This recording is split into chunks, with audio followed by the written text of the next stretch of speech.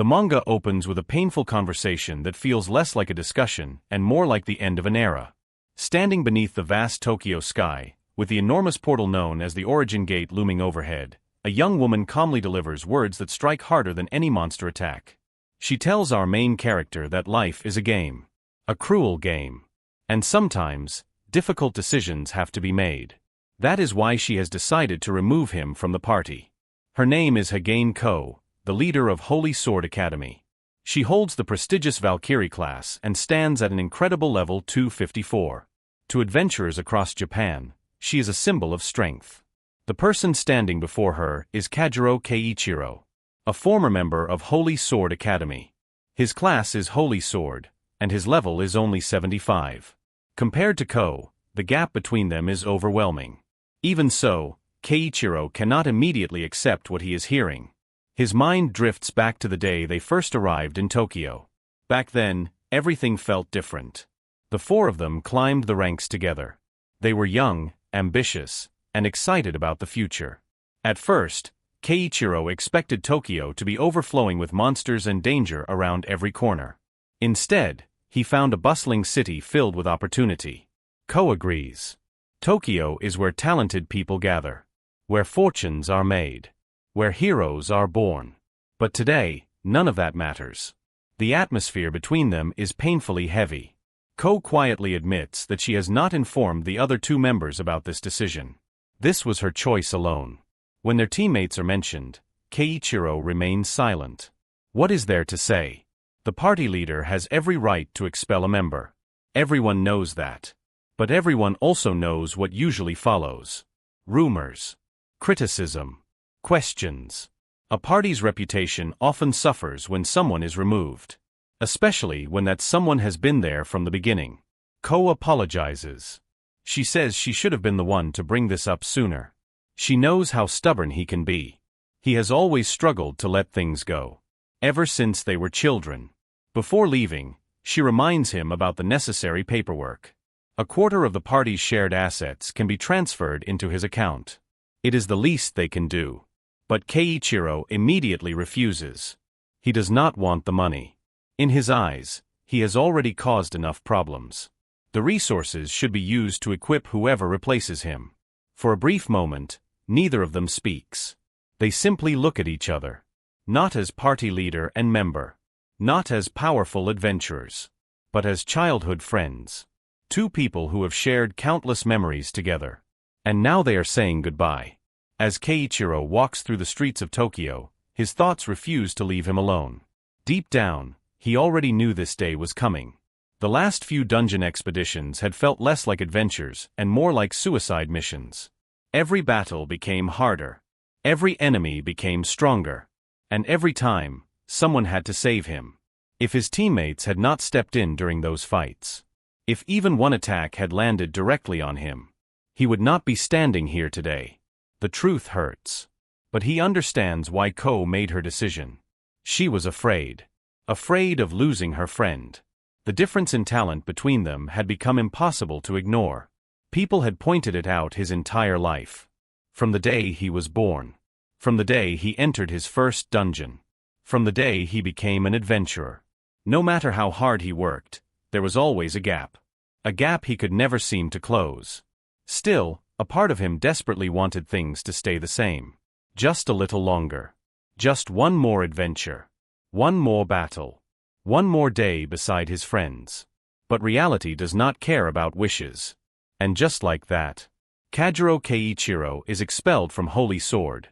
Later, inside a hotel lounge, he experiences something almost worse than the expulsion itself. The gossip.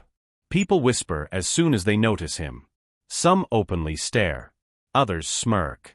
It looks like they finally got rid of him. I always wondered how he ended up in Holy Sword. His class isn't even useful. The words sting. Because they are not entirely wrong. Keiichiro's class is Trap Master. A class famous for being weak. A class that relies entirely on preparation. A class that struggles to keep up with elite adventurers. As much as it hurts, he cannot deny that he may have been holding those geniuses back. Lost in thought, he accidentally bumps into a girl. Immediately, he apologizes. The girl does not respond. She simply keeps walking without even looking at him. Keiichiro watches her leave. She must be a strong adventurer. Someone powerful enough to barely notice a collision. Eventually, his gaze drifts upward toward the massive portal hanging in the sky. Today marks 40 years since the first gate appeared in Tokyo. 40 years since humanity changed forever. When the gates opened, monsters emerged. At the same time, certain people awakened special abilities. Over the decades, those gifted individuals came to be known as adventurers. As he watches the sky, a special broadcast begins. The report focuses on Japan's most celebrated party. Holy Sword. The first party in Japanese history to officially conquer 300 dungeons. Now the entire nation expects them to attempt the impossible. The conquest of the Origin Gate. One of the 7 legendary first dungeons. A place humanity has never managed to clear. For most people, it is exciting news. For Keiichiro, it no longer concerns him. Or at least, that is what he tells himself. Then suddenly, something changes. A strange distortion appears inside the Origin Gate. A glitch. A crack. Something horribly wrong. His eyes widen. From the darkness emerges a gigantic spectral hand covered in black ink-like substance. The sight is terrifying. An enormous sphere of energy forms within its grasp. Keiichiro freezes. His blood runs cold. The worst part is that nobody else seems to notice. Nobody. The streets remain crowded. People continue talking. Cars continue moving. Everyone acts as if nothing is happening. Panic erupts inside him. He begins screaming, telling people to run, warning them to get away. But nobody listens. Moments later, destruction follows. The monstrous hand crashes forward, tearing through a train as if it were made of paper. The impact is catastrophic. When Keiichiro finally regains awareness, the arm is gone. Vanished without a trace. He struggles to understand what happened. Was that really an attack from the Origin Gate? Why was he the only one who could see it? Ignoring his injuries, he desperately drags himself forward. He has to warn someone. Anyone. Especially his former teammates. Tears form in his eyes. Not because of the pain, but because of frustration. Why could he never keep up? Why was he always the weak one? Even after everything, he still wanted to stand beside them. Even if it meant dying. Then a voice suddenly interrupts his thoughts. What an unsightly state for the chosen one. A woman with long hair stands before him. Her presence feels unnatural. Almost unreal. She tells him that the fact he could see the attack proves something. It proves he possesses faith. Confused, Keiichiro asks who she is. The woman smiles mysteriously. Perhaps she is a god. Perhaps she is a demon. Even she does not seem interested in giving a clear answer. Her dark patterned eyes shine as she looks directly into his soul. Then she asks a simple question. You want power, don't you? Without waiting for an answer, she lifts him up. Her expression remains unreadable. Shall we begin? And before he can react, she kisses him. A dark liquid flows from her mouth into his. The sensation is strange and overwhelming. As it enters his body, she declares that this will grant him power. However, she makes one thing very clear. She has absolutely no expectations of him. He can do whatever he wants. Then everything fades. When Keiichiro regains consciousness, the mysterious woman is gone. For a moment, he wonders if the entire encounter was nothing more than a dream. But something immediately feels wrong. His injuries are completely healed. Every wound has vanished. Before he can process this miracle, he notices a young boy trapped beneath a massive rock. Without hesitation, he rushes over. The child is terrified. Keiichiro strains every muscle trying to lift the stone. Then he notices something even worse. The wall above them is cracking. If it collapses, both of them are finished. Thinking quickly, he opens his status window. Desperately searching for anything that can help. That is when he notices something unfamiliar. An icon he has never seen before. An arrow-shaped symbol. Confusion spreads across his face. This skill definitely did not exist before. Then the memory of the mysterious woman returns. The power she promised. Could this be it? There is no time to think. The child is in danger. Keiichiro activates the new skill and sets an arrow trap. The result is immediate. The massive rock explodes into pieces. Both he and the child stare in shock. The power is incredible. Without wasting another second, Keiichiro rescues the boy. As he studies the skill, he begins understanding its function. The arrow controls direction. It manipulates movement itself. Soon rescue teams arrive at the scene. One of the rescuers thanks Keiichiro for helping save lives. However, when Keiichiro explains what he saw, things take a frustrating turn. He insists that a giant arm emerged from the origin gate. The man immediately doubts him. If something like that had really appeared, the entire city would be in chaos. Surely someone else would have seen it. But nobody did. The rescuer refuses to discuss it further. Instead, he advises Keiichiro to forget about it. Besides, he is no longer a member of Holy Sword. The professionals will handle things from here. The words leave Keiichiro feeling powerless. Even if someone believed him, what could he realistically do against a monster capable of attacking from the origin gate?